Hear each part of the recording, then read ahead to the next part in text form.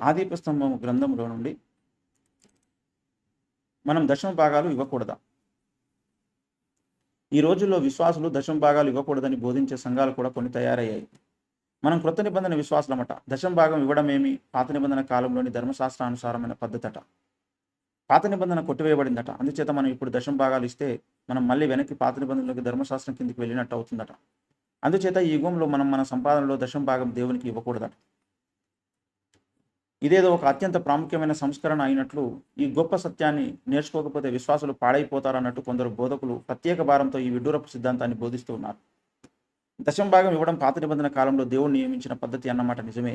అయితే ఒకవేళ మరి కొత్త నిబంధన పద్ధతి ఏమిటో? కొత్త నిబంధన గ్రంథంలో ఎక్కడ విశ్వాసులు దశమ భాగం ఇవ్వాలని దేవుడు వ్రాయించలేదు. మరి విశ్వాసులు ఏం చేయాలి? అసలు కానుకలు ఇవ్వకూడదా? నాతో ఒక యువ క్రైస్తవుడు ఈ విషయంలో చాలాసేపు వాదించాడు.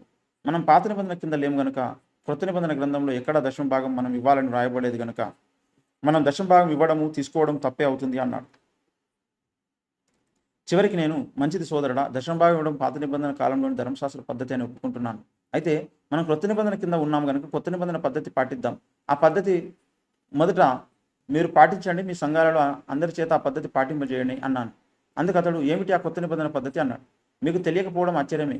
కొత్త నిబంధన సంఘ యుగారంభంలో అపోస్తలుల బోధలో పెంచబడిన విశ్వాసులు తమ ఇండ్లు, భూములు, ఆస్తిపాస్తులు అన్నీ అమ్మి వాటి వెల తీసుకువచ్చి అపోస్తలుల పాదాల చెంత పెట్టారు. అలా చేయండి మరి అన్నాను నేను.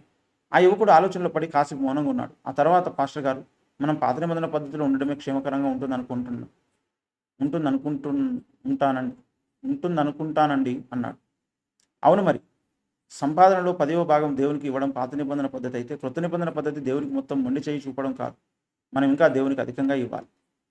ధర్మశాస్త్రము మనకు బాలశిక్షకుడు ఆయను అన్నాడు పౌలు భక్తుడు. గలతీ 3:24. క్రీస్తు రక్తం ద్వారా విమోచింపబడిన మనం బాలశిక్షకుని కింద నుండి బయటికి వచ్చి పట్టభద్రులం, గ్రాడ్యుయేట్లం అయిపోయాం. మరి బాలశిక్షకుని కింద ఉన్న వాళ్ళే 100కి 10 రూపాయలు దేవునికి ఇస్తే మరి గ్రాడ్యుయేట్లు ఎంత ఇవ్వాలి? మనం ఆ బాలశిక్ష కింద ఉండిన వాళ్ళకంటే చాలా ఎక్కువగా దేవునికి ఇవ్వాలి. దశమ భాగమే మనం వాడుకొని 100కి 90 రూపాయలు దేవునికి ఇవ్వాలి. అసలు నాకంటూ ఏది అక్కరలేదు అనుకొని మనకు ఉన్నదంతా దేవునికి ఇచ్చేసేయాలి. ఆదిమ అపోస్తలులు మొదటి శతాబ్దపు క్రైస్తవులు ఖచ్చితంగా అలాగే నేర్పించారు.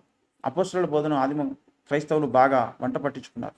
అందుకే వారు తమ చరస్థిరాస్తులను నమ్మి అందరికీ వారి వారి అక్కర కొలది పంచిపెట్టారు. అపోస్తలుల కార్యం 2:45 ప్రకారం అని లేఖనం మొదటి శతాబ్దపు క్రైస్తవులను గురించి సాక్ష్యం ఇస్తున్నది. భూములైనను ఇండ్లైనను కలిగిన వారందరూ వాటిని అమ్మిన వాటి వెల తెచ్చి అపోస్తలుల పాదముల యొద్ద పెట్టుచు వచ్చిరి అని కూడా లేఖనం మనకు తెలియజేస్తున్నది. మేము ఖచ్చితమైన కొత్త నిబంధన సంఘమై ఉన్నాము అని విర్రవీగే డినామినేషన్ల విశ్వాసులు ఎవరైనా ఆ ప్రకారం చేయగలిగితే మేము కూడా సంతోషిస్తాం. దశభాగాలు ఇచ్చే సంఘాలలో కూడా అలా తమ ఆస్తులను అమ్మి దేవునికి ఇచ్చిన వారిని నేను చూశాను. అలా ఇచ్చిన వారు మా సంఘాలలోనే ఉన్నారు. అలా అందరూ చేయగలిగితే మంచిదే. అయితే మొదట దేవునికి ఇవ్వడం మనం బాలశిక్షతో మొదలు పెడదాం. దశమ భాగం ఇవ్వడంతో దేవుని ఎదుట మన సమర్పణ ప్రారంభిద్దాం. ఆ తర్వాత నెమ్మదిగా సకల డినామినేషన్లోని క్రైస్తవ పురుషులు, స్త్రీలు అందరూ తమ ఆస్తులను అమ్మేసి దేవునికి చేసి గ్రాడ్యుయేట్లు అయిపోవచ్చు. అసలు ఆలు రాయడమే రానివాడు కావ్యాలు ఏమి రాస్తాడు? 100కి 10 రూపాయలు దేవునికి ఇవ్వడానికి చేతకాని వాడు తన ఆస్తిని అమ్మి దేవునికి ఎలా ఇస్తాడు? ఆలోచించండి. బోధకులారా, దశమ భాగాలు దేవునికి ఇవ్వడం పాత నిబంధన కాలపు ధర్మశాస్త్రంలో దేవుడు నియమించిన పద్ధతి అనే విషయాన్ని దేవునికి ఏమి ఇవ్వలేని దరిద్రులుగా విశ్వాసులను తయారు చేయడానికి వాడుకోకండి. అదే విషయాన్ని బోధించి విశ్వాసులను బర్నబా వంటి వారుగా తయారు చేయండి. ఇతడు బర్నబా భూమి గలవాడై ఉండి దానిని అమ్మి దాని వెల తెచ్చి అపోస్తలుల పాదం మీద పెట్టెను. అపోస్తలుల కార్యం 4:34. ఇదంతా చెప్పిన తర్వాత మీకు ఒక అతి ముఖ్యమైన సత్యాన్ని చెప్పాలి. అసలు దశమ భాగాలు దేవునికి ఇవ్వడం ధర్మశాస్త్రంతో మొదలైన పద్ధతి కానే కాదు. దశమ భాగాలు ఇవ్వడం ద్వారా మనం మోషే ధర్మశాస్త్రం కిందికి వచ్చేస్తాం అన్నమాట కూడా నిజం కానే కాదు. ఎందుకంటే మోషే ద్వారా ధర్మశాస్త్రం అనుగ్రహించబడక ముందే మూల పురుషుడైన అబ్రహాం దేవునికి దశమ భాగం ఇచ్చాడు.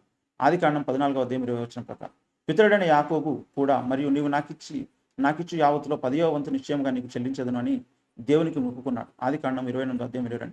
అందుచేత మనం దేవునికి 10వ భాగం చెల్లిస్తే ధర్మశాస్త్రం కిందికి వచ్చేసి మనం మన రక్షణను కోల్పోతామని ఎవరు భయపడనక్కర్లేదు. కనీసం అబ్రహాం, యాకోబులను చూసి అయినా భక్తి నేర్చుకోండి. దేవునికి ఇవ్వడం నేర్చుకోండి. దశమ భాగం దేవునికి ఇవ్వడం ధర్మశాస్త్రానుసారమైన కర్మకాండ కాదు.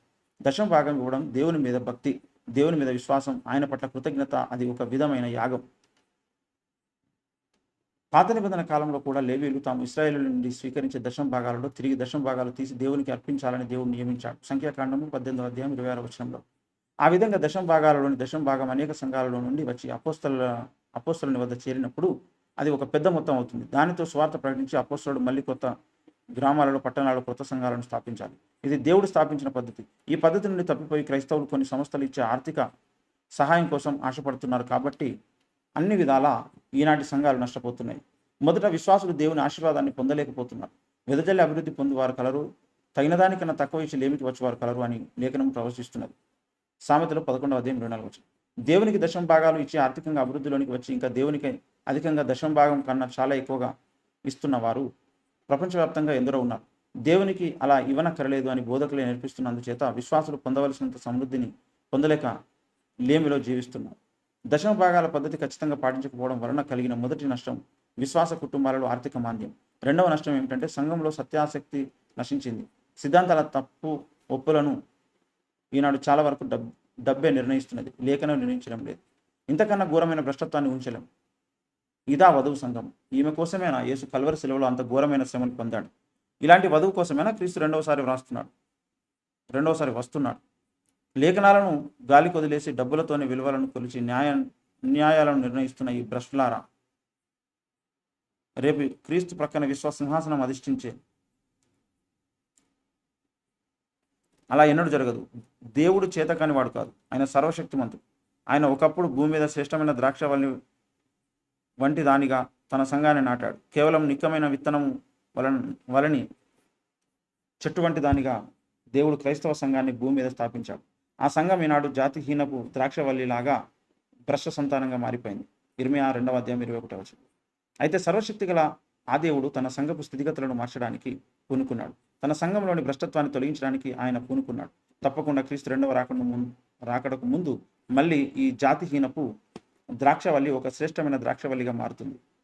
ఇప్పుడే ఆ మహా సంస్కరణ జరుగుతూ ఉంది. దేవుని చిత్తం తప్పక నెరవేరుతుంది. ఇది సత్యం, ఇది తథ్యం, ఇది తదాస్తు. అయితే ఈ మహా సంస్కరణ ఎలా జరుగుతుంది? ఇంతటి సమూల సంస్కరణకు ఎవరు ఒప్పుకుంటారు? మనం ఇంతవరకు చెప్పుకున్న ఈ సుందరమైన మాదిరిలోనికి ప్రపంచవ్యాప్త క్రైస్తవ సంఘం ఎలా వస్తుంది? ఇంతటి పెనుమార్పుకు ఈనాటి సంఘాల నాయకులు ఒప్పుకుంటారా? ఒప్పుకోరు కదా. మరి ఈ మార్పు ఎలా వస్తుంది? ఈ మహాకార్యాన్ని సాధించడానికి దేవుడు ఒక రహస్య సంకల్పాన్ని, ప్రణాళికని ఏనాడో సిద్ధం చేసి ఉంచాడు. అదే దేవరహస్యాన్ని ఆ దేవాది దేవుడే చెబుతున్నాడు. చెవులున్న వాళ్ళు వినండి. May God bless you.